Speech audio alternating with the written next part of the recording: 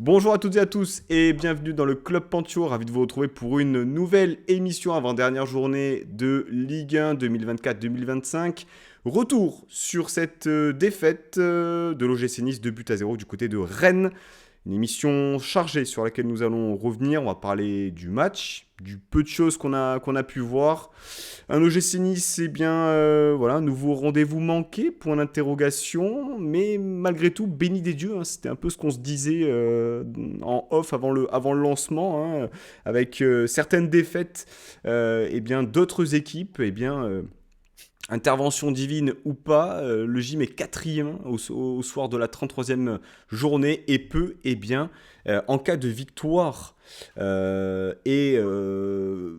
hors victoire hyper large de Lille 6-0 contre leur adversaire de la 34e journée, eh bien, vivre un double barrage de LDC au milieu de l'été pour eh bien, peut-être vivre la plus belle des compétitions européennes. Bon, c'est assez bizarre parce que finalement, on va revenir sur un match au cours duquel le gym n'a pas été super bien, mais quand même, il y a pour le coup une finale, voilà, deux finales, ça ne l'a pas fait, une finale, ça le fera peut-être. J'ai le plaisir d'accueillir eh bien, Hugo qui est avec nous ce soir. Salut Hugo, comment vas-tu? Salut Pancho, salut Renaud, salut tout le monde. Bah, ça va bien, compte tenu du contexte, hein. Une fois de plus, un gros match du gym, on est déçu, mais comme tu l'as dit, grâce à un miracle absolu, on reste plus ou moins bien placé. Donc, vivement quand même que cette saison se termine parce que je suis à deux doigts de finir à l'asile. Là, on en peut plus, là, vraiment.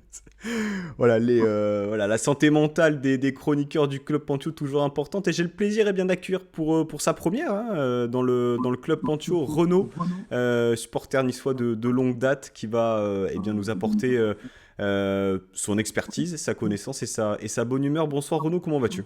Bonsoir à tous les deux, enchanté d'être avec vous et de faire cette première. Bon, j'aurais préféré commencer par notre match, mais on reste dans la thématique du gym, comme tu le dis, les rendez-vous manqués. On s'habitue. Alors, bon, on va quand même parler un peu de ce match-là et puis poser cette question.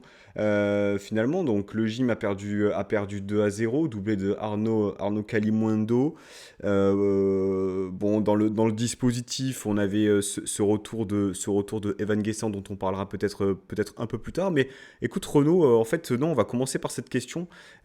Est-ce un rendez-vous manqué finalement pour le OGC Nice suite à cette défaite? C'est vrai que voilà, on teasait un peu voilà, ces deux derniers rendez-vous comme étant essentiels pour viser ce top 3 du coup inaccessible, puisque Monaco et Marseille accompagneront Paris pour jouer la Ligue des Champions. Est-ce un rendez-vous manqué finalement, Renaud? Complètement. Complètement. Mais c'est le énième de cette saison, hein. Et effectivement, comme tu disais, ce qui est dingue, c'est qu'en ayant raté je ne sais combien, parce que j'arriverai pas à compter en réalité, on est toujours en course pour espérer pouvoir jouer la Ligue des Champions. Donc c'est assez incroyable, quelque part, mais c'est un rendez-vous manqué. Parce qu'il n'y a aucun des ingrédients, aucun, aucun, d'un match qu'on attendait de la part de nos joueurs hier soir. Hugo, je vais te poser la même question. Est-ce que pour toi c'est un rendez-vous manqué? Est-ce qu'on en a peut-être trop fait sur ce top 3? Est-ce que finalement c'est pas aussi un juste retour des choses finalement de voir l'OGC Nice viser au mieux cette quatrième place, au pire cette septième place qui peut être européenne en cas de victoire du Paris Saint-Germain en finale de Coupe de France? Ouais, dire rendez-vous manqué, en fait, rendez-vous, il y a une notion de rareté, en fait, et quand tu multiplies les rendez-vous qui sont manqués, bah, au final, ça devient la normalité et plus quelque chose de rare. Donc, au final, rendez-vous manqué. Moi, j'ai eu quelques tournants plutôt, comme celui des matchs contre Lyon et matchs contre Monaco récemment au mois de mars. Celui-là contre Rennes, ouais, c'est une grosse opportunité que tu manques, mais c'est un match que tu perds à la loyale. Donc, moi, au final, ouais, je ne parlerai pas de rendez-vous manqué, je dirais une de plus, quoi. Une de plus. Donc l'OGC Nice a perdu le foot, hein. On a parlé un peu d'Evan Guessant cette semaine avant de venir sur le match. Il y a eu donc cet article de Nice Matin sur lequel on va rapidement revenir puisque Evan Guessant a démarré titulaire. Ça faisait quand même quelques semaines qu'il n'avait pas démarré en tant que titulaire. Nice Matin a fait donc un papier sur Evan Guessant, bon, en faisant un focus sur le joueur qui eh bien, n'était plus titulaire dans le 11 de Franck Hez. en mentionnant diverses raisons probables, encore une fois. Hein. Le conditionnel a été employé à de multiples reprises dans cet article. Il y a eu quand même pas mal de commentaires au cours suite à cette publication, notamment sur le timing finalement de Nice Matin à 2 journées de la fin et sur le fait que est-ce que finalement la presse locale doit constamment défendre le club, les joueurs. Voilà, vous aurez chacun votre avis. Je vais te poser la question, Hugo, parce que on en a discuté cette semaine, on était un peu en désaccord. Donc dis-nous ce que tu en as pensé et ensuite on reviendra sur le match. Ouais, bah pour moi, je trouve qu'on a fait énormément avec cet article qui, au final, j'ai trouvé n'était pas grand-chose. Et sur la question du timing, pour moi, la presse locale, la presse nationale comme la presse locale n'a pas, entre guillemets, protégé les intérêts du club. Ça, c'est la communication du club qui doit s'en charger. Mais à un moment donné, s'il y a un sujet qui est dans l'actualité, et là, le cas Guessant, pour moi, était vraiment questionnant ces dernières semaines. C'est ton meilleur joueur, il ne joue pas depuis 3 semaines, on n'a pas de réponse sur pourquoi. Donc faire ce focus, pour moi, n'était clairement souhaitable. Il y aurait une erreur pour moi de ne pas le faire à ce moment-là de la saison. Et après, pour moi, ça, c'est quelque chose moi, impossible de reprocher pour moi à Nice Matin de faire ce papier à ce moment-là. Pour moi, ils ont juste fait leur travail. Après, j'ai vu que la polémique était surtout née des sources non citées par la journaliste qui a écrit ce papier. Mais là encore, pour moi, dans l'article, c'est un encadré où il y a une source proche du vestiaire qui donne ses raisons de pourquoi Guessant n'est plus là. Donc, tu l'as dit, la tête ailleurs, un peu moins d'investissement à l'entraînement. Mais ensuite, c'est contrebalancé par une source interne au club qui donne qui donne sa version des faits. Donc, au final, c'est pas un article à charge, comme j'ai pu le lire comme réaction sur Twitter, que j'ai trouvé disproportionné. L'article n'est pas à charge. C'est un article qui donne une version, qui en donne une autre, pour moi, qui expose pour moi une question qui était importante. C'est pourquoi le meilleur joueur de l'OGC Nice n'est plus titulaire depuis 3 semaines, ce qui était passé un peu à travers les radars. Et donc pour moi, j'ai pas trouvé quelque chose à redire et je pense pas que ça ait joué sur la défaite et sur le match pas terrible qu'on a vu hier de la part des joueurs en tout cas. Renaud, je ne sais pas si tu as lu l'article concernant Guessant et de manière générale, en fait, c'est vrai que le positionnement de Nice Matin contre Reims, tu gagnes 1-0, il y a les 80 ans de Nice Matin, ils ont fait une édition limitée du maillot de l'OGC Nice, quelques jours après il y a ça. Enfin, comment est-ce que tu situes finalement l'importance que doit avoir Nice Matin ou le lien qu'a Nice Matin avec le club? On sait que ça n'a pas toujours été, on va dire, grandiose. Et puis de manière générale, le cas Guessant, avant le match de Rennes, toi, qu'est-ce que tu en penses? Bon, je pense que c'est essentiel d'avoir un journal local qui est quand même partenaire du club. Donc on s'en plaint trop souvent, et d'ailleurs je m'en plains moi encore aujourd'hui, notamment dans le traitement des supporters, dans l'approche par Nice Matin. Alors pas spécialement des journalistes sportifs, mais de la rédaction générale du sujet, où on est systématiquement, j'allais dire, pointé par Nice Matin au lieu d'être défendu comme on peut le voir avec la Provence ou ce qui se passe côté Marseille. Donc je pense que c'est nécessaire d'avoir un partenaire en local. Ensuite, pour revenir au sujet lui-même de cet article, bon, d'une part, j'ai pas été spécialement gêné par l'article. Au contraire, moi, j'étais un peu en attente d'explications, parce qu'il n'y en avait aucune de la part du club. C'était le mutisme complet. Et il y avait de plus en plus la question qui revenait de notre part, en se disant, on est dans la dernière ligne droite, on a notre meilleur joueur, on peut le dire pour moi clairement sur la saison, parce qu'il a énormément apporté, en tout cas offensif, dont on se passe depuis, Hugo dit 3 semaines, je pense que c'est même plus, j'aurais même dit plus. Bon, tu te dis quand même, pourquoi? Donc c'était intéressant d'avoir quand même, alors peut-être un semblant d'explication, parce que effectivement ce qui a été reproché, c'est qu'il y avait beaucoup de conditionnels, peu d'infos en réalité vérifiées, on va dire, ou vérifiables, mais au moins on a eu une explication. Donc ça ne me dérange pas. Ensuite, deuxièmement, si on n'est pas capable de gérer un article de ce genre, alors on est en train de parler de Champions League, autant aller faire autre chose, parce que franchement, il n'en faut pas grand-chose à ce moment-là, j'allais dire, pour les avoir de travers. Pour moi, c'est un article, un épiphénomène, il n'y a rien de bien méchant. Et puis à la limite, si ça peut un peu booster le joueur, le piquer un peu dans son orgueil, et qu'il montre quelque chose, tant mieux. Malheureusement, j'ai pas eu l'assentiment qu'il ait monté grand-chose hier soir. Alors, il y a quand même une chose qui me semble ne pas revenir dans l'article, qui est une question essentielle pour moi, c'est est-ce que c'est un état de fatigue avancé qui fait qu'il n'est plus en état de répondre au niveau où il était en milieu de saison. En tout cas, enfin, la question peut se poser finalement parce que l'article le dit aussi, hein, première saison à plus de 50 matchs dans le monde professionnel, des sélections aussi avec la Côte d'Ivoire. Je veux dire, c'est des éléments qui sont quand même importants à prendre en compte dans la carrière d'un joueur. Mais donc du coup, Guessant a démarré titulaire. Un dernier but en date, il me semble que c'était lors du match nul, un but partout contre la Géocère. Donc ça commence à dater. Et puis le dispositif, mais si on est sur quelque chose de classique, si ce n'est bien la titularisation d'Antoine Mendy en lieu et place de Dante.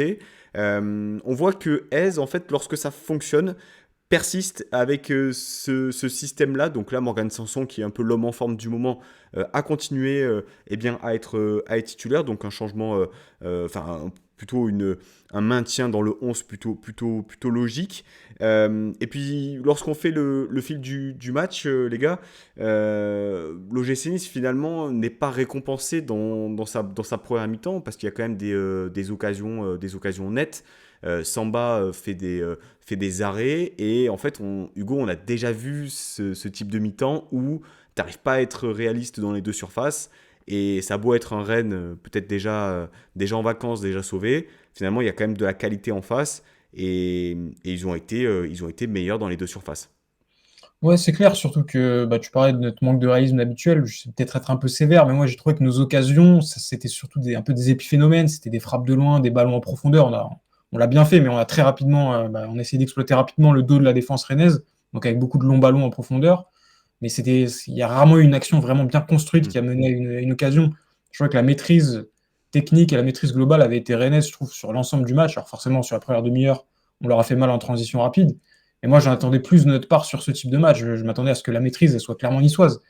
Euh, on sait que Rennes, ok, a joué libéré parce qu'il n'avait plus rien à jouer, mais toi, tu dois avoir ce supplément d'âme dans ce type de match. C'est toi qui dois avoir la possession. Et au fil du match, on s'est rendu compte que on était souvent obligé de contraindre et forcer de défendre dans notre camp et de procéder en transition plutôt que d'avoir le ballon et de mener les débats. Et ça, j'ai trouvé ça très problématique. Enfin, j'ai l'impression qu'on n'a pas été maître de destin sur ce match. On a été réduit à, comme tu le disais, à faire un peu dans la continuité de ce qu'on fait avec ce nouveau système depuis Paris, c'est-à-dire récupération, transition rapide. Et voilà, j'ai l'impression qu'Ez a un petit peu abandonné le projet de jeu qu'on a vu depuis, ouais, on va dire, les 6 premiers mois, sur, entre guillemets, l'autel du résultat. Ça tangue un peu, ça va peut-être être gagnant à la fin, mais moi, je vais pas mentir, je suis très déçu du virage qu'a pris la tournure de la saison dans le jeu depuis 1 ou 2 mois, voire un peu plus depuis le mois de mars, parce que je trouve qu'on a vraiment perdu en qualité de jeu, en plaisir ressenti sur le terrain, et je trouve ça vraiment dommageable. Avant de te donner la parole, Renaud, juste quand même des éléments statistiques, hein. Je salue Mathis de Radio Roison, hein, qui était venu faire l'avant-match et qui m'avait dit non, non, mais franchement, en aucun cas je vois Rennes l'emporter contre vous. Voilà, Rennes il n'y a eu qu'une seule victoire contre le top 12 et c'était Strasbourg, 8 points pris, je crois, au total sur ces équipes-là. Et puis là, bon, ben voilà, hein, victoire 2-0. C'est l'équipe qui a le plus de clean sheet voilà, à domicile, il me semble. J'ai vu cette stat passer. Renaud, de manière générale, ce qu'on peut dire sur ce match, c'est que la victoire de Rennes, elle est logique. Mais en fait, t'avais l'impression que Rennes en fait avait quand même quelque chose à jouer sur cette fin de saison, alors que pas vraiment. Est-ce qu'on peut dire que Rennes a réussi son match? Nice, au travers d'une bonne première mi-temps, n'est pas récompensé. Par contre, ce qui est un peu plus préoccupant, c'est la deuxième mi-temps. Et surtout, alors tu vas nous dire un peu ce que tu en penses, euh, les changements et le coaching de S qui, là, a tenté de mettre toutes ces cartouches offensives au péril peut-être des repères et de l'équilibre. En tout cas, on peut dire que ça n'a pas vraiment fonctionné, Renaud. Bon, il y a beaucoup de choses que vous avez évoquées là. Premièrement, j'allais dire le match de Rennes, moi je reprocherai jamais à une équipe adverse de faire son match. À la limite, même, je me disais s'ils avaient joué le maintien, alors qu'est-ce qu'on aurait proposé? Parce que dans un match comme ça, mettre ce qu'on a mis sur le terrain, c'est pas possible. C'est pas la première fois cette saison. À Monaco, déjà, je me rappelle, match important, il y a une équipe transparente. Hier soir, c'est pareil, on est transparent. Je faisais la remarque en off tout à l'heure. Je regarde en termes de carton, il y a un carton. Rosario, contestation. Donc déjà, ça veut dire que dans l'impact physique, ça confirme ce qu'on a vu.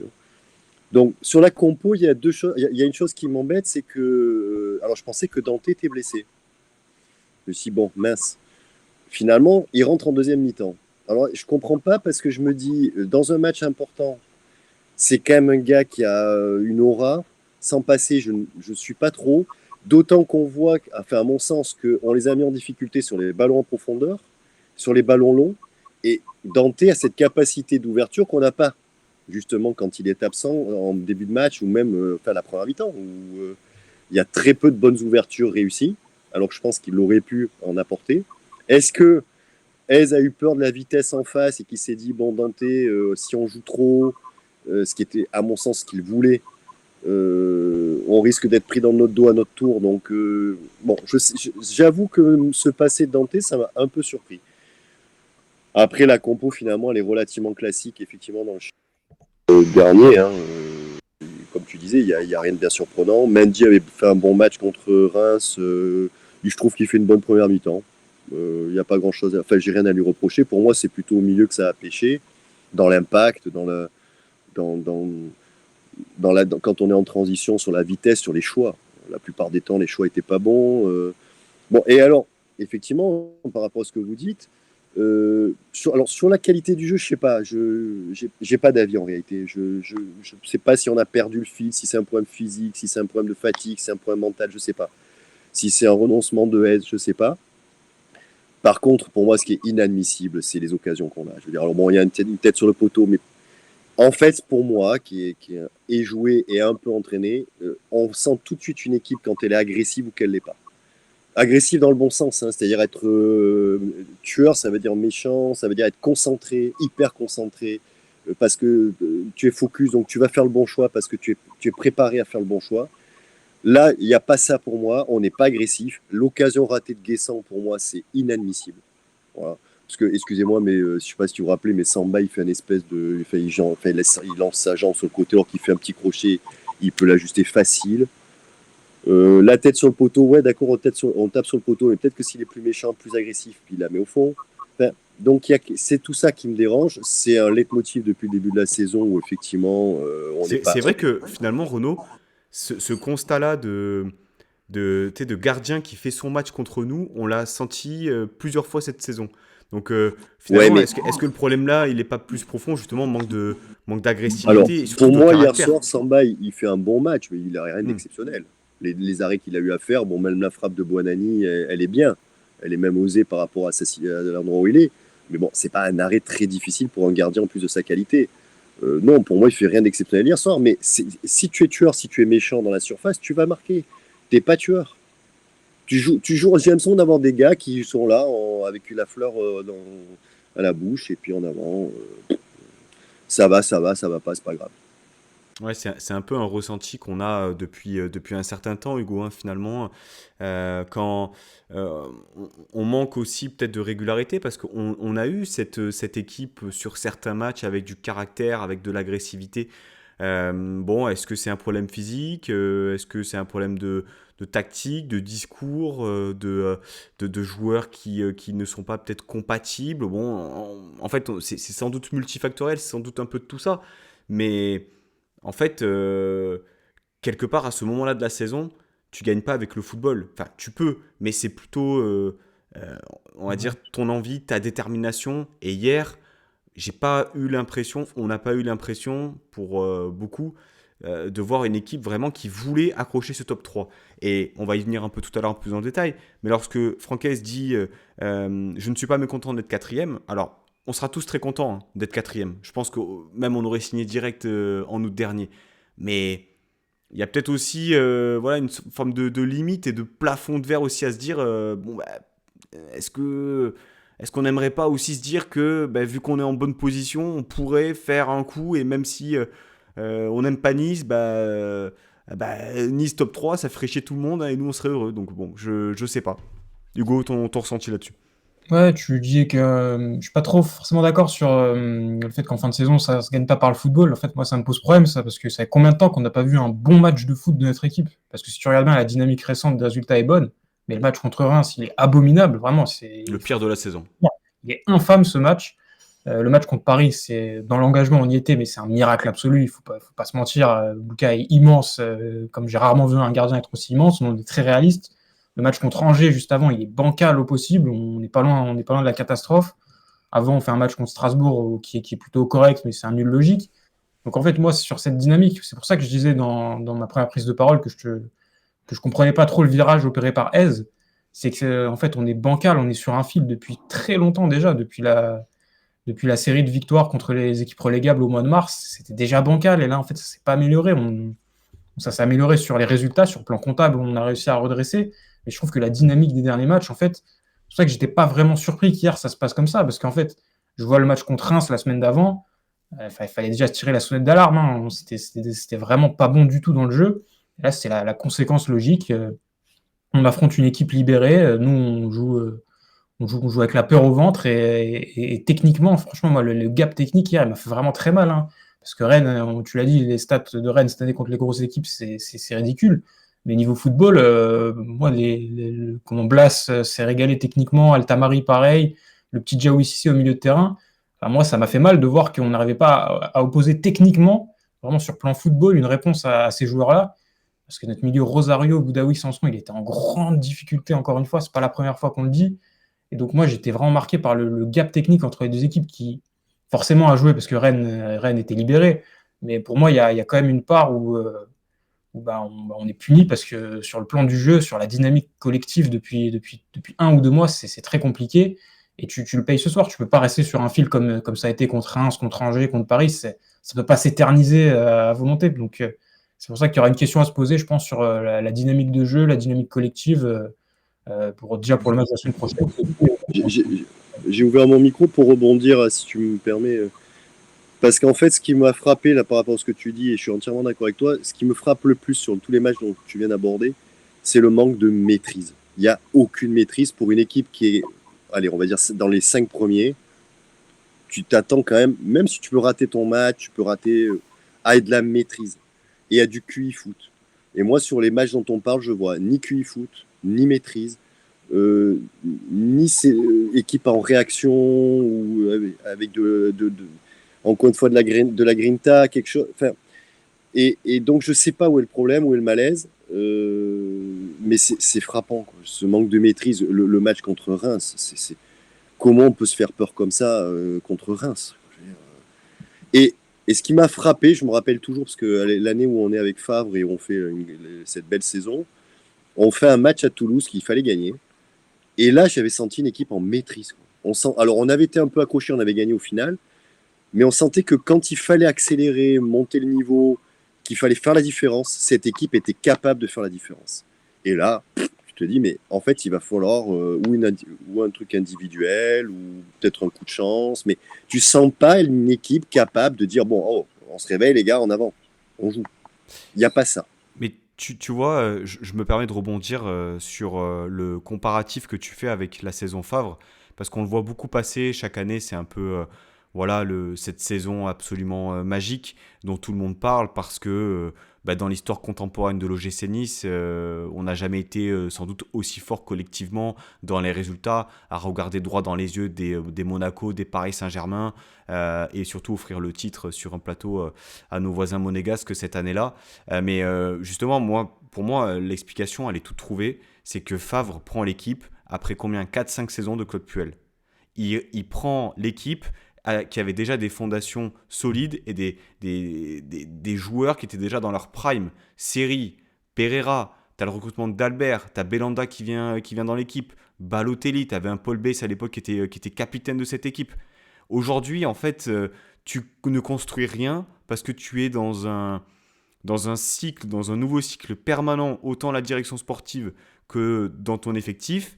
Et donc, finalement, toute l'année, tu serres un peu les fesses lorsqu'il s'agit de faire des résultats, parce que tu es dicté uniquement par le résultat parce que tu sais pas exactement combien de temps vont rester les joueurs et combien de temps vont rester les entraîneurs. Et je trouve que c'est aussi ça la limite depuis finalement le départ de Vieira. Alors on en pense qu'on veut, mais c'était le dernier entraîneur qui a fait plus d'une saison à l'OGC Nice. Donc si on enlève le retour de Favre qui s'est espacé de 6-7 ans à l'époque. Donc je trouve que c'est incomparable. C'est incomparable. Cette équipe-là, elle était fabuleuse. Cette victoire contre le Paris Saint-Germain, 3-1.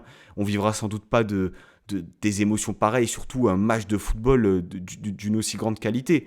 Maintenant, peut-être laissons cette année supplémentaire à Aise qui va faire, du coup, semblerait-il, chez nous.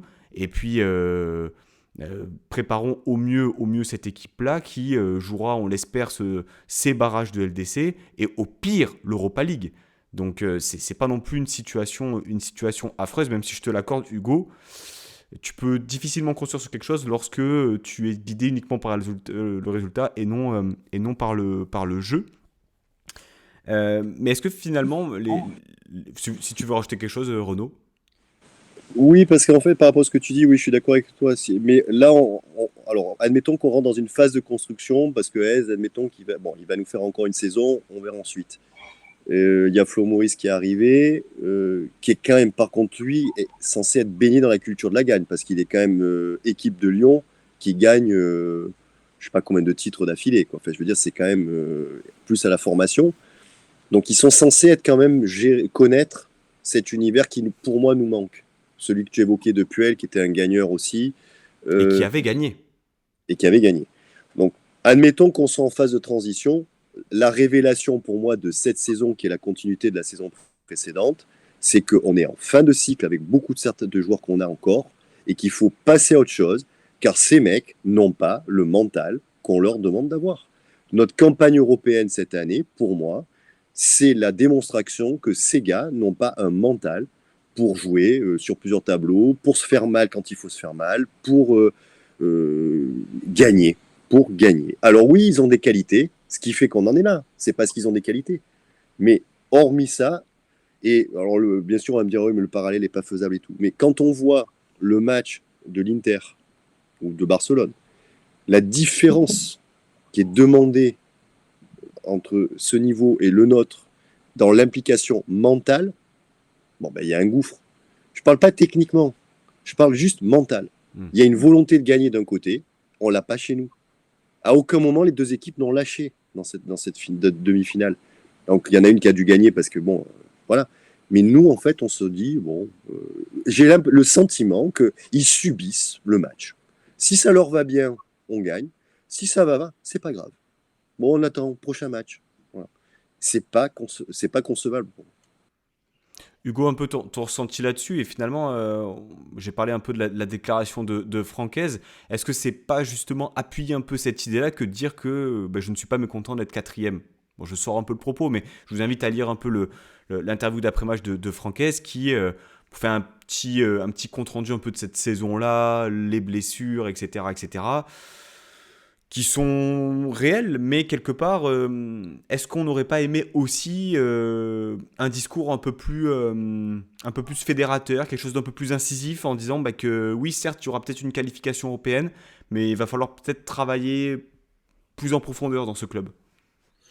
Ouais, pourquoi pas. Après, je pense que aussi il y a la communication face à nous, puis la communication face aux joueurs. Il reste encore un match. Je pense que c'est pas le moment non plus de mettre le feu à tout le monde.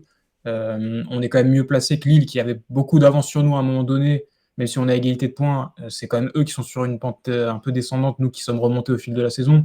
Donc je pense que voilà, si on pense aux déclarations de Létang et de Genesio hier, c'est un contexte qui, même s'il est semblable au nôtre, je trouve, est différent. Et Hez, il a été capable de le faire. On peut lui reprocher pas mal de choses, mais cette saison, il a quand même été capable parfois d'avoir une communication un peu plus incisive en conf de presse. Je pense notamment, c'était avant le match contre Monaco, il me semble, où il avait un peu dézingué tout le monde. Donc ouais, c'est dans sa com et dans son management, je trouve qu'il s'adapte plutôt bien au moment où il dit les choses quand il faut les dire. Après, sur le fond de la sortie, moi, je suis totalement en accord avec lui. Moi non plus, je serais vraiment pas mécontent de terminer quatrième. Quand on voit, justement, j'en parlais, la dynamique de jeu de cette saison, en fait, moi, je suis incapable de définir toujours le style de jeu de notre équipe. C'est-à-dire que on a une équipe qui, dans des gros matchs, peut être très bonne très performante en transition, en contre-attaque sur les gros matchs, mais sinon sur les autres matchs, c'est impossible de définir. On a des bons pistons, on a un bon pressing parfois, mais c'est impossible pour moi de définir le style du jeu de l'OGC Nice. Et ça fait le point avec ce qu'on disait juste avant sur l'époque Favre et l'époque Puel. C'est que, ok, Favre, il a hérité des joueurs de l'époque Puel, mais il a surtout hérité d'un style de jeu, d'une base de réflexe collectif qui était déjà présent. Et nous, c'est pour ça que ça m'inquiète pour aussi la saison prochaine, c'est que même si Francaise reste, on sait qu'il y aura des départs de joueurs, puis surtout, qu'est-ce qu'on va en retirer de cette saison-là finalement? On terminera quatrième, ce sera très bien comptablement, on aura vibré sur quelques gros matchs, mais sur le fond, sur ce dont on va pouvoir s'appuyer l'année prochaine, moi j'ai vraiment du mal à. Ok, on a une base à 3 qu'on peut garder, mais sur le reste, moi sur le style, sur les réflexes collectifs, moi je suis pas très, je suis vraiment pas satisfait. C'est pour ça que je l'ai souvent dit cette saison, je ne voyais jamais être en capacité d'être sur le podium, parce que même si on a réussi à bien négocier certains tournois et à bien prendre les points quand il le fallait, malgré plusieurs blessures, je trouve que à Marseille, même s'ils se sont mis un peu le feu tout seuls, collectivement, il y a plus de, qu'on le veuille ou non, il y a une base qui est clairement établie par rapport à la nôtre. Monaco, ça se joue là plus sur les individualités qui sont bien plus élevées que nous, mais c'est deux équipes qui, pour moi, sur le papier, sont largement supérieures à nous, et c'est déjà très bien qu'on soit à 4-5,2 à ce moment-là de la saison. Donc c'est pour ça que dans ce sens-là, sur le style, sur le fond de jeu qu'on a eu toute la saison et sur la concurrence, moi je trouve que terminer quatrième, vu ce qu'on a vu, c'est très bien. Franchement, je suis d'accord avec le coach. Renaud? Oui, en fait, je pense qu'il y a une chose qui est importante pour moi, pour quelqu'un comme Ace qui vient d'arriver, puisqu'il a 1 an, c'est de voir sur qui il peut compter, comment fonctionne le club en interne, de quoi il a besoin pour son staff et pour modifier certaines choses. Donc, je pense que oui, ça va compter dans l'analyse du négatif, j'allais dire. Et après, le reste, c'est un bonus, parce que finalement, bon, être européen, c'est important, ne serait-ce que dans le cadre de la vente du club. Il vaut mieux que tu sois européen que tu ne le sois pas. Ça inscrit quand même le club dans une forme de sérieux. On est quand même, qu'on le veuille ou non, toujours plus ou moins présent. On est toujours dans les 10 premiers. Donc, voilà.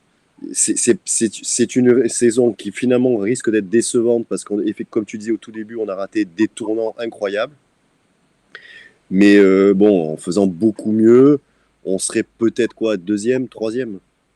Donc finalement, ça change pas grand-chose, à mon sens. Mais en revanche, il faut savoir tirer maintenant les conclusions de 3 ans qui viennent de s'écouler. Et je pense qu'ils ont déjà commencé au niveau du vestiaire. Il faut passer à autre chose. Moi, je trouve quand même, alors c'est peut-être minime, mais pour faire suite à ce que tu disais, Hugo, tu as quand même un Moïse Bombito qui, sur une année d'intégration, on va dire, a plutôt bien joué, a connu des pics de performance, des moments un peu plus compliqués, mais tu sens que tu peux miser sur lui sur, on va dire, les 2-3 prochaines saisons. Abdelmonen, c'est dommage parce que lorsqu'il commençait un peu à enchaîner, il a connu une grave blessure. T'as la transition, alors c'est dommage, la passation Dante Youssouf par rapport au Capitana.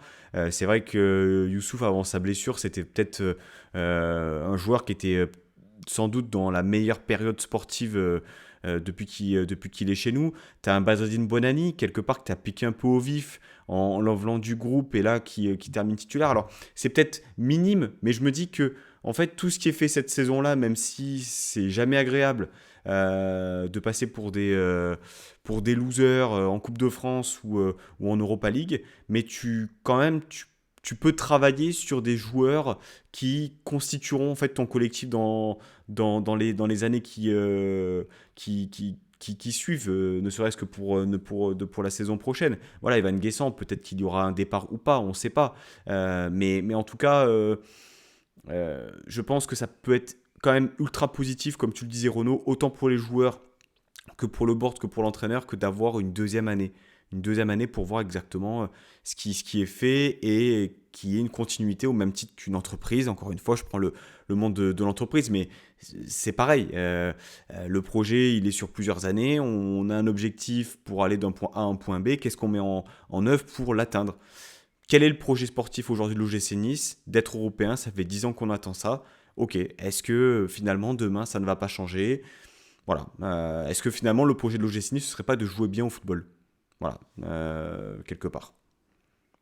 Non, mais moi, sur les individualités, je suis d'accord avec toi, mais moi, c'était plus la réflexion sur le plan collectif et le plan style de jeu. Hmm. Je trouve que sur les 6 premiers mois, on était quand même tous assez positifs, même quand on a eu la tonne de blessés, il y avait quand même un fil conducteur, il y avait une ligne directrice qu'on voyait dans le jeu, les sorties de balles, un pressing haut, une structure qui s'est pour moi détériorée depuis le post-victoire contre Marseille, où ça a été pour moi de pire en pire, où je trouve le style est devenu vraiment très très minimaliste. C'était vraiment de la pure contre-attaque, transition rapide.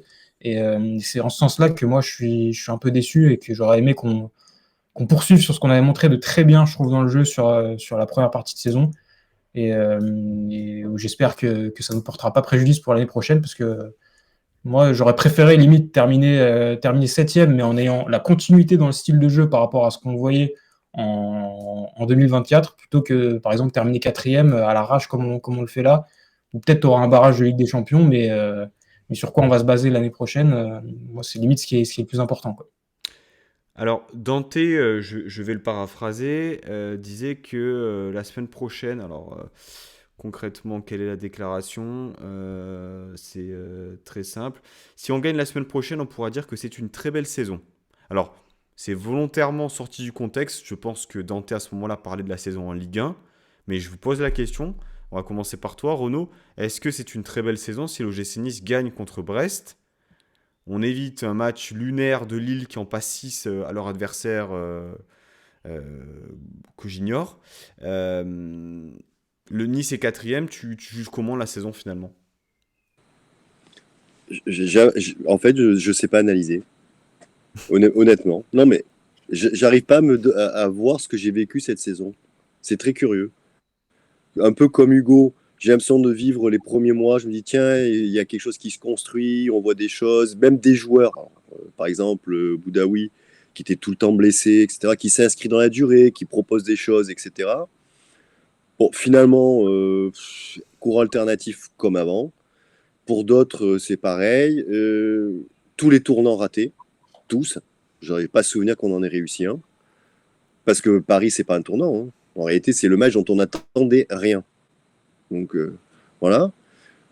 Donc, je sais pas. Alors, aujourd'hui, je suis déçu, ce qui est complètement paradoxal, parce que finalement, Dante a raison. Ça va peut-être même être l'une de notre meilleures saisons en termes de classement sur les 3-4 dernières. Mais dans ce qu'on propose, il me manque quelque chose, quoi. Il me manque des joueurs comme Sivelli, il me manque des joueurs comme Pesinovic, il me manque ou même un Bass, il me manque ça, il me manque des Balmont, il me manque des joueurs qui proposent quelque chose, qui nous font vivre des choses, qui renvoient quelque chose. Là, j'ai l'impression qu'on est lisse finalement, que voilà. Et finalement, cette saison, quelque part, ben, c'est les montagnes russes, mais donc voilà, je suis complètement dans le vague. Je vais te faire une passe décisive, Renaud. Tu parles de joueurs un peu lisses dans la grande majorité. Est-ce que c'est pas à l'image de notre club et de notre voilà, grande institution, comme on aime souvent le rappeler finalement, quand tu vois, eh bien, par exemple, pour comparer la sortie de l'étang qui dézingue un peu ses joueurs suite à la défaite de Lille. Finalement, Hugo, est-ce que tu peux nous redire la citation d'Arrigo Sacchi? Parce que moi, c'est quelque chose, depuis que tu l'avais sorti, qui m'avait assez marqué. On s'entraîne, on Comment joue ça comme on se s'entraîne et on s'entraîne comme on est dirigé, c'est ça? fait, ça? Finalement. Ah ouais, c'est très intéressant. Moi, je connaissais une partie seulement en disant on joue comme on s'entraîne. Bon, c'est très révélateur. Effectivement, je pense qu'on est devenu un club lisse. Alors, il y avait une nécessité peut-être sur certains points, mais à l'arrivée, ça nous rapporte rien du tout, hein, parce qu'on n'est pas plus aimé qu'avant dans les institutions. On n'est pas moins sanctionné qu'avant par les institutions. On n'est pas moins enquiquiné par les arbitres qu'avant. Enfin, je trouve. Ou pas. Donc, effectivement, je préférais qu'on incarne quelque chose. De toute façon, personne nous aime. Donc, autant jouer cette carte, être le club qui n'est pas aimé, développer un caractère, avoir des joueurs qui vont correspondre à cette image, à ce caractère qu'on demande. Et effectivement, on aura peut-être quelque chose de différent. Mais c'est vrai, c'est assez lisse. Euh, Quand même, Hugo, est-ce qu'on peut noter le parallèle entre l'arrivée d'Ineos et le fait que la communication, alors non pas qu'elle ait changé, mais finalement, tu te tapes quand même pas mal de problèmes sportifs, extrasportifs depuis un certain nombre d'années, qui dégradent aussi grandement l'image de marque OGC Nice. Et il n'y a pas si longtemps que ça, il y a une dizaine d'années, on parlait de l'OGC Nice comme d'un club qui recrutait des joueurs un peu perdus, tu vois, du Ben Arfa, du Balotelli, des joueurs un peu perdus pour le foot, qui renaissent un peu de leur centre chez nous, avec des Cosiello, des joueurs qu'on arrivait à lancer dans le centre de formation. J'ai quand même l'impression qu'il y a quelques années, on jugeait de Nice comme d'un club qui travaillait bien, avec pas énormément de moyens, mais qui savait jouer au foot. Et là, finalement, qu'est-ce qu'on garde et comment on voit en fait ce club. J'ai l'impression, en fait, un club assez bah, vraiment invisible quelque part. Il peut y avoir des résultats, une certaine régularité. Nice, ça ne fait pas vendre. Attention, c'est pas de l'auto-flagellation si vous passez par là. Je pense que c'est une réalité aujourd'hui. Comment tu l'expliques, toi, Hugo?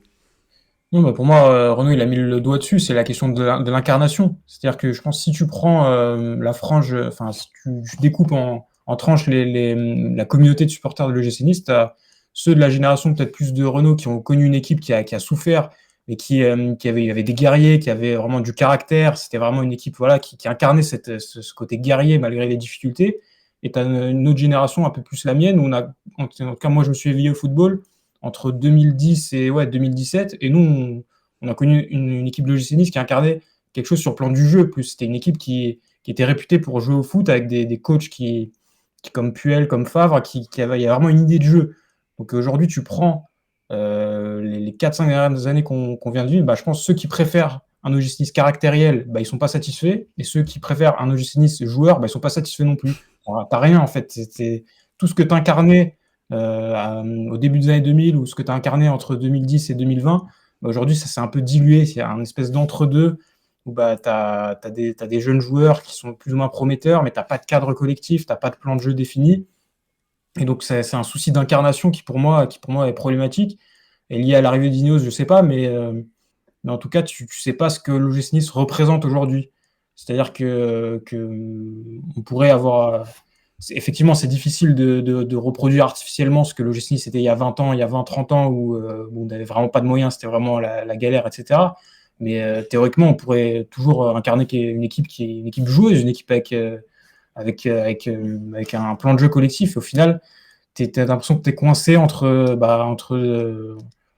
deux eaux, et c'est un problème qui, pour moi, n'est toujours pas résolu. C'est que tu sais toujours pas ce que, bah, comme tu l'as dit, la situation d'Arrigo Sacchi, on joue comme on s'entraîne comme on dirigeait. Bah, vu qu'on est mal dirigé, qu'il n'y a pas une direction qui est claire, il n'y a pas un projet qui est établi, eh ben, tu navigues à vue et tant que ça se rétablira pas tout seul, donc tant qu'il n'y aura pas un cap clair qui sera fixé, même si on a des hommes dans l'organigramme qui font du bon taf, comme Florent Maurice ou Francaise, ça reste très bas. Il faut que ça vienne de plus haut, il faut que le phénomène d'incarnation il vienne de plus haut. Donc c'est un problème qu'on a plus ou moins tous ciblé depuis longtemps, mais qui, tant qu'il ne sera pas réglé, ben, on ne pourra pas régler ce problème d'incarnation et cette histoire d'ADN. Renaud? Oui, je pense que tu as raison, Hugo. Je vais ramener ça à Jean-Pierre River, parce que finalement, par rapport à ce que toi tu expliques sur 2010-2017, je pense que River a une idée quand même de ce qu'il veut pour le club. Et on est dans ce que tu dis, qui me plaît ou qui me plaît pas, mais on est dans quelque chose, Nice va proposer du jeu, etc. Et rappelez-vous, on a tous dit à un moment donné, mais est-ce qu'on est encore dirigé? Où est le père River? Bon. C'est depuis quelque part qu'il a disparu finalement pour incarner quelque chose avec Fournier à l'époque, eh ben on se cherche. Est-ce Et que c'est pas finalement, finalement, je te coupe, l'arrivée de Galtier qui fait tomber en fait le château de cartes? alors, ce que je voulais juste dire avant que tu parles de Galtier, ce qui est quand même pour quelqu'un comme moi qui a connu donc 84 et 85 la remontée avec des équipes où on faisait l'ascenseur quasiment, on a quand même eu des entraîneurs, c'était inimaginable pour moi qu'on puisse les avoir un jour. Vous avez la chance finalement, c'est pas le vieux con qui parle, mais d'avoir connu des entraîneurs, mais pour nous inaccessibles à l'époque. Donc faut quand même pas non plus gâcher ou perdre ça de vue. S'il y a des choses le club a avancé, c'est indéniable. Mais maintenant où justement il faut qu'on a avancé, installé un projet, une philosophie, incarner quelque chose, là, il se passe plus rien. Mais effectivement, dans tout le casting, je pense que Galtier, c'est une erreur manifeste. Alors, on pensait s'être trompé au début, puis finalement, on avait raison. Il n'était pas fait pour nous, on n'était pas fait pour lui. Mais bon, ça reste un entraîneur, il passe, il y en aura d'autres, voilà. Mais effectivement, il est temps, je pense, que les dirigeants disent ce qu'ils veulent faire et ce qu'ils veulent créer avec ce club, où est l'objectif, et qu'on y aille, qu'on avance. Parce que là, on végète. C'est pour ça, je pense qu'on ne sait pas, nous, ce qu'on attend tous les jours de cette saison. Est-ce que c'est une bonne, mauvaise, moyenne, bien? Parce que finalement, on ne sait pas quel est l'objectif. Alors, on parle de projet, le projet à 3 ans, mais quel est le projet? C'est quoi le projet? Alors, on va nous dire, oui, on joue l'Europe toutes les ans. Oui, mais d'accord, mais si c'est pour jouer l'Europe, pour faire de la figuration, ou être content de faire 4e, 5e chaque année, nous, quand même, en tant que supporter, finalement, ce qu'on veut, c'est un moment, c'est jouer le titre. Qu'on le veuille ou non, un supporter, il est là pour gagner. Il veut voir son équipe gagner. Il ne va pas se contenter. Donc, je ne vous dis pas qu'on va gagner demain. Mais si on ne se programme pas pour le faire, on ne le fera jamais. Effectivement. Effectivement, c'est des sujets quand même qui sont intéressants. J'ai quand même une question à vous poser. Donc, on a parlé un peu de cette 4e place. Euh, on a vu quand même pas mal de réactions sur Twitter sur le fait que ça pouvait être un cadeau empoisonné, ce top 4. Dans le sens où tu as quand même des barrages au milieu de l'été, des situations peut-être contractuelles qui vont pas être gérées à temps. Bon, moi j'ai quand même l'impression, vous allez confirmer ou pas, que c'est déjà on ne peut pas être contre une 4e place en termes d'objectifs sportifs, parce que le dernier aussi bon classement qu'on ait fait, c'est Favre 3e, parce qu'après c'était au mieux une 5e place quand même.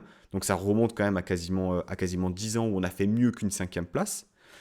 Et puis en plus de ça, au pire des cas, ça te confère une cinquième place. La question est de savoir, est-ce que, en termes de mercato et d'enveloppe, finalement, que je ne sais pas trop comment ça se passe dans les faits, hein, parce qu'on va être un peu suspendu au barrage si jamais on est 4e, est-ce que ça va pas être compliqué finalement? Enfin, comment est-ce que vous voyez le truc? Est-ce que vous avez pensé à cet été qui pouvait être un peu difficile quelque part pour constituer une équipe qui sera opérationnelle pour tenter de valider une qualification en Ligue des Champions, sachant qu'on peut prendre quand même des équipes qui ont des références naturellement beaucoup plus importantes que nous en LDC, Hugo, par exemple. Bah, moi, à partir du moment où cette semaine, dans la presse, on a vu des articles sortir qui disaient que quoi qu'il arrive, sur qu'importe la place à laquelle finirait le GC Nice cette saison de Ligue 1, bah, Ineos, ça changerait rien. Il y aurait la même enveloppe qui serait allouée au mercato et elle serait à la baisse. Donc, à partir du moment-là, à partir du moment où c'est établi, bah, autant tenter de sa chance pour aller en Ligue des Champions. C'est pour ça que moi, je comprends pas trop ceux qui ne veulent pas la jouer, parce que ok, ça va peut-être te rajouter un peu de fatigue, mais c'est 4 matchs. Tu vas peut-être pouvoir vibrer comme on l'avait fait en 2017. Et au pire des cas, comme tu l'as dit, tu perds ton barrage, ton troisième tour, ton premier tour de barrage, et bah, tu es directement en phase de Ligue Après, c'était Europa. plus par rapport au droit TV, Hugo. Droit Oui, c'est sûr. TV LDC, voire droit TV Ligue 1, parce que là aussi, c'est un peu le flou. Oui, bah, bien sûr, ça rapportera plus. Attends, tu veux dire, si on passe les barrages, oui, on aura plus de droits TV. Oui, Mais naturellement, mais quelque part, tu ne sais pas si tu vas passer le barrage ou pas. Donc, tu ouais, es bien un peu sûr. suspendu à ce Ah, résultat-là. c'est sûr, c'est clair. Mais oui, bah après, enfin moi, en tant que supporter, j'ai pas envie d'être comptable et j'ai envie quand même de vibrer, quoi. On se rappelle ce qu'on a vécu sur les barrages de 2017, c'était quand même quelque chose absolument incroyable, même si on l'avait un peu payé après. Mais là, à partir du moment où Ineos a clairement annoncé la couleur, moi je préfère tenter ma chance sur les barrages de Ligue des Champions. Et, euh, et voilà, on peut pas cracher sur une 4e place, sachant qu'on peut encore terminer 7e. Donc, essayons de ne pas aller non plus trop vite dans les débats, parce que c'est pas fait encore cette histoire. Oui, oui, tout Oui, à oui, fait. parce qu'effectivement, je vérifie le classement, mais on peut finir 6 et dans une mauvaise configuration 7. Ouais. Donc pour l'instant, il faudrait à minima prendre un point. Et bon, il n'y a qu'une victoire qui nous assurait une 4e place. Mais on a des joueurs dont on a vu qu'ils sont pas capables de jouer une finale. Alors, et on va jouer Brest, qui fait pas de cadeau. Donc bon, franchement, je suis pas très optimiste, hein, pour être honnête. Je me dis que si on fait 5-6, bon, ça ira bien. Bon, ça nous confirmera ce qu'on a dit, c'est-à-dire finalement saison moyenne pour nous. Bon, maintenant l'histoire Ineos. Alors, je vais essayer de faire le plus court possible, mais pour tout vous dire, j'étais parmi ceux qui ont fait les premières réunions avec le frère Ratcliffe. Alors, on nous a jamais vendu qu'on irait chercher Paris, etc. Mais en fait, on nous avait quand même laissé entendre que le but c'était de construire, que dans 4-5 ans on puisse concurrencer les gros, s'installer non pas dans la cinquième, mais plutôt sur le trio, pour finalement être trahi au bout de très rapidement, hein, 2 ans, 3 ans, avec un comportement de notre président, j'allais dire, pour moi qui est à l'égard des supporters inqualifiable. Parce que je veux dire, toutes les sorties qu'il nous fait, c'est. Enfin, et je vais être grossier, mais c'est nous chier à la gueule, quoi. Il y a une méprise à notre égard.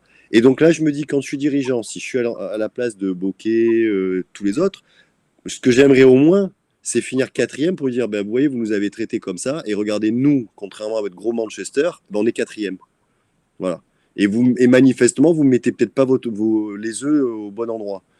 Donc, rien que pour ça, ça vaudrait la peine. Ensuite, aucun club pour moi peut se permettre de refuser une quatrième place, de jouer, comme tu disais, un barrage, même pour fidéliser des supporters, même pour gagner des supporters, où c'est nécessaire. Il n'y a pas lieu de se poser la question. Après, si effectivement, en termes d'organisation, pour le recrutement et autres, ça doit poser des problèmes, bah, après tout, les dirigeants, c'est leur boulot. Ils sont là pour gérer ce type de contraintes. Donc, sinon, on serait nous, dirigeants de club. Je veux dire, si, voilà. Donc, non. Jouons pour aller au bout, finir quatrième. Au passage, j'entends certains qui disent, ouais, le dernier match. Et non, ouais. Je veux dire, quand on est supporter, ce match-là, quand même, pour des gens comme moi qui ont connu les périodes de maintien, où on jouait le maintien, où on était heureux de monter au stade parce qu'on allait vivre un match au couteau pour se sauver, et qu'on était heureux comme tout quand on avait gagné 1-0. Je me rappelle un match contre Auxerre avec un but de Hagali parce qu'il fallait à tout prix le gagner. Bon, on a vécu des trucs intenses avec de la merde. Soyons clairs, avec de la merde. Et nous, on a la chance aujourd'hui de jouer une quatrième place. Mais comment on peut, quand on est supporter, se dire, oh ouais, finalement, le quatrième place, le dernier match, Brest, bon, je vais aller à la plage. Non, soyons sérieux 2 secondes. Ou alors, vous n'êtes pas des supporters de l'OGC Nice. Voilà, stop, quoi. Je veux dire, vous, d'ailleurs, je crois que vous êtes expat. Je sais qu'Hugo, il va descendre. Voilà, les mecs qui sont à Nice, ben, le dernier match, tu dois être là. C'est tout. Voilà, si tu es supporter, tu dois être là, tu dois être à fond. Et tu dois faire comprendre à tes joueurs que toi, tu la veux, la quatrième. Et que toi, tu vas te donner les moyens d'avoir la quatrième place, que tu vas faire le stade plein parce que tu veux qu'ils comprennent que tu veux la quatrième place. Bon, déjà, commençons-nous par faire le travail aussi, hein. Pour le bien-être de la communauté l'OGC Nice et pour l'OGC Nice lui-même, je ne serai pas présent à l'Alliance. Vraiment, il faut pas. Dernier match vécu, Stade Briochin. Voilà. Terrible. Terrible. Non, mais la superstition, ça fait partie aussi d'être supporter, donc je t'en veux pas. Ouais, non, Voilà. mais je compte vraiment sur les doigts d'une main, vraiment, le nombre de victoires vécues en 25 ans de supporterisme. Voilà, donc c'est terrible. Bah alors justement, alors on parlait de 2 finales. Là, pour le coup, c'est une finale, messieurs, qu'on le veuille ou non. Il y a moyen quand même de vivre quelque chose de fort la semaine prochaine contre Brest, qui n'a plus rien à jouer, mais qui a quand même battu Lille. Lille 2-0 hier soir. Soirée de multiplex en plus. Donc, moi, le multiplex, il y a un côté vraiment. Il y a une saveur particulière quand même, hein, sur un multiplex. Euh, on a quand même la possibilité de vivre quelque chose de très fort. Moi, j'ai ce souvenir en tête, bien sûr, du Nice-Saint-Etienne 15-16 avec ce doublé de Valère Germain. Peut-être l'une des meilleures ambiances qu'on ait eues depuis eh bien, le fait depuis le moment où on a intégré l'Alliance. Messieurs, vous le sentez comment en fait je trouve que c'est hyper calme. Alors c'est peut-être nous, on est comme ça, on a peur de terminer septième, mais il y a quand même la possibilité la semaine prochaine, comme tu le disais Renaud, de vivre une très très belle soirée où tu fais table rase en fait de tout ce que tu as vécu depuis le début de saison, tu mets les compteurs à zéro et tu gagnes un match, voilà, un match qui te permettra à de grandes chances de terminer quatrième et de vivre eh bien, un barrage de LDC. Bah, moi, si tu me demandes la question comment je le sens comme Renaud l'a dit, je le sens très mal. Mais, Putain, les euh, mais, gars. mais c'est en même temps, voilà, c'est ce qu'on c'est ce qu'on ressent depuis quelques saisons déjà. Et c'est pour ça que je pense que c'est un peu plat entre guillemets, dans la communauté. C'est qu'en fait, en tout cas, si je prends mon cas personnel, j'étais tellement déçu un nombre de fois incalculable, y compris cette saison, que maintenant, dès qu'on arrive sur une grosse échéance, je préfère ne pas penser au match du tout pour éviter de me ruiner ma journée, de me ruiner les jours qui suivent. Et donc c'est pour ça, comme je t'ai dit, moi j'aborde ce match-là, on est quatrième, mais on peut finir septième. Et c'est un scénario qui n'est même pas improbable quand on voit le calendrier de nos adversaires, parce que Lyon reçoit Angers, qui est déjà assuré d'être maintenu, donc qui normalement va aller en tongue. Tu as, il me semble, Strasbourg qui Strasbourg. joue Le Havre.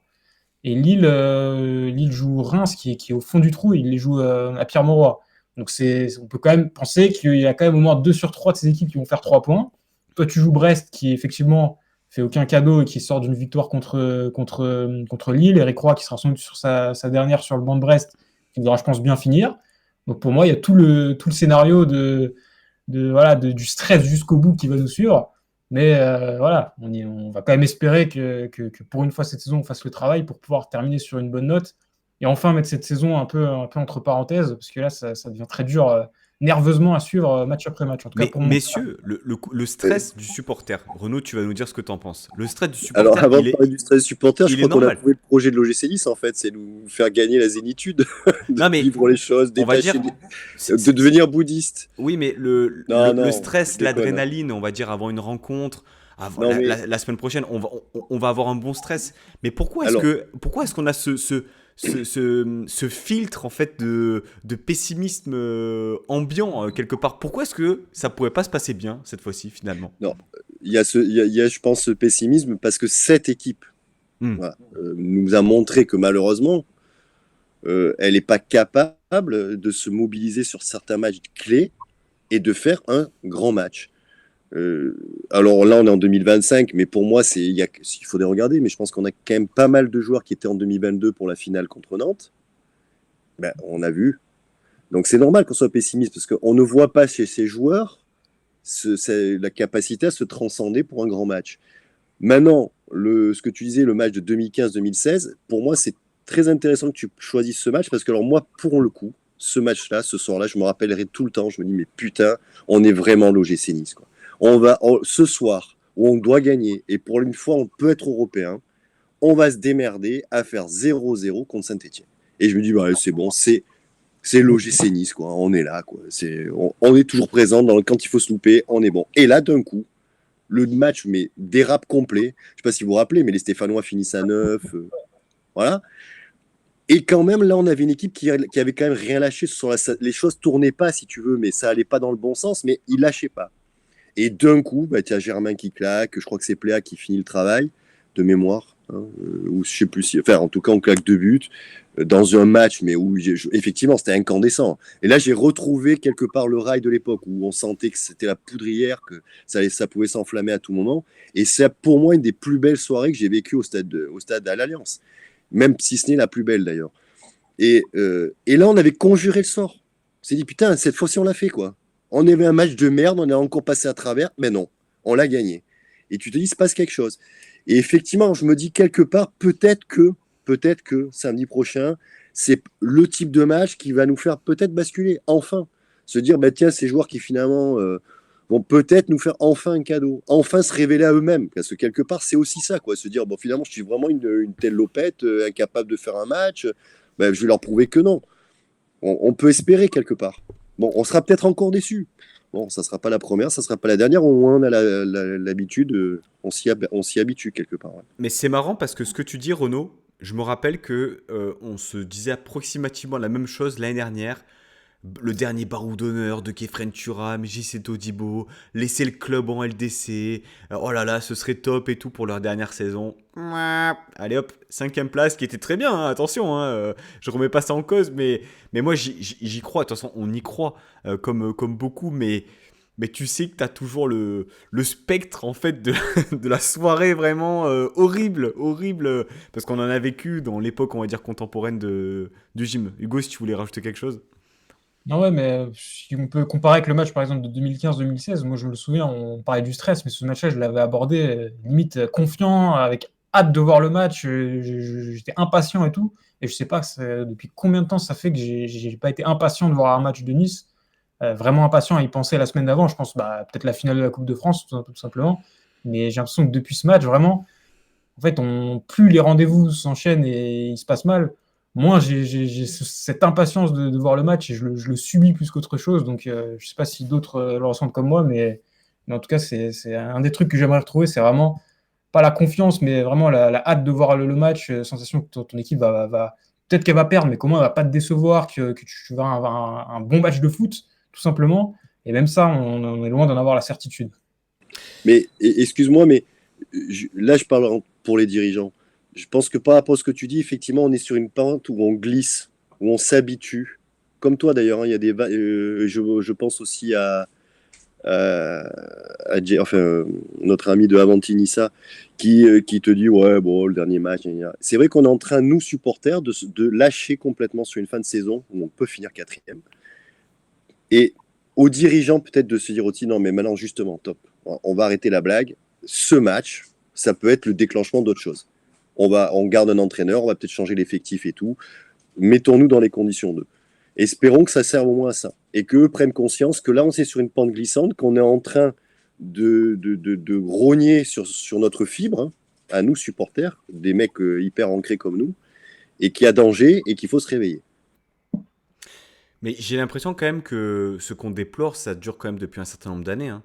On est dicté uniquement par le résultat sportif, on construit pas grand-chose, on construit pas de fondation, on se satisfait de bons résultats, de certains bons matchs, on déplore finalement la même chose saison après saison, peu importe le style. Tu dis que oui, finalement, peut-être qu'il va y avoir une bascule incarnée par une nouvelle direction sportive, on l'espère. Mais putain, enfin, je veux dire, la semaine prochaine, tu joues la possibilité de faire quatrième. Je veux dire, alors pas de communication du club.